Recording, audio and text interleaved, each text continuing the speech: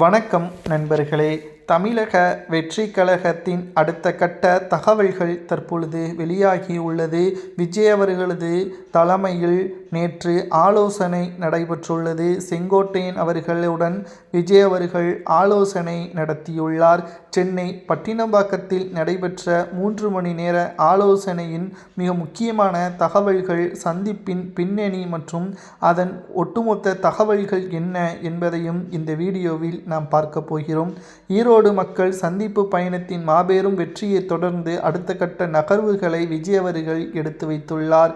குறிப்பாக 3 மணி நேரம் தீவிர ஆலோசனையும் விஜய் அவர்கள் செங்கோட்டையன் உள்ளிட்ட பலருடன் நடத்தியுள்ளார். இந்த ஆலோசனை கூட்டத்தில் புஷி ஆனந்த் அவர்கள் கலந்து கொள்ளவில்லை என்பதும் குறிப்பிடத்தக்கது.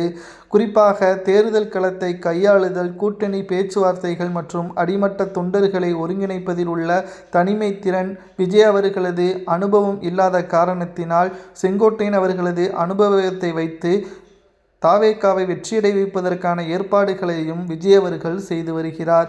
234 தொகுதிகளில் வேட்பாளர்கள் தேர்வு முறை, குறிப்பாக மக்கள் செல்வாக்கு, நற்பெயர் மற்றும் கட்சியின் கொள்கை பிடிப்பு, தரவு பகுப்பாய்வு, ஒவ்வொரு தொகுதிகளிலும் உள்ள சாதக பாதகங்களை ஆராய்வு, சிறப்பு குழுக்கள் அமைத்தல், இளைஞர்கள், பெண்கள் மற்றும் சமூக ஆர்வலர்கள் அதிக வாய்ப்புகள் வழங்கக்கூடிய திட்டம், ஜனவரி மாதத்திற்குள் கூட்டணி குறித்த தெளிவான முடிவை எடுக்க வேண்டும் என்பதையும் விஜய் அவர்கள் தெரிவித்துள்ளார். செங்கோட்டையின் தலைமையில் கூட்டணி பேச்சுவார்த்தை குழு உருவாக்கம் செய்ய உள்ளதாகவும் விஜய் அவர்கள் தெரிவித்துள்ளார்.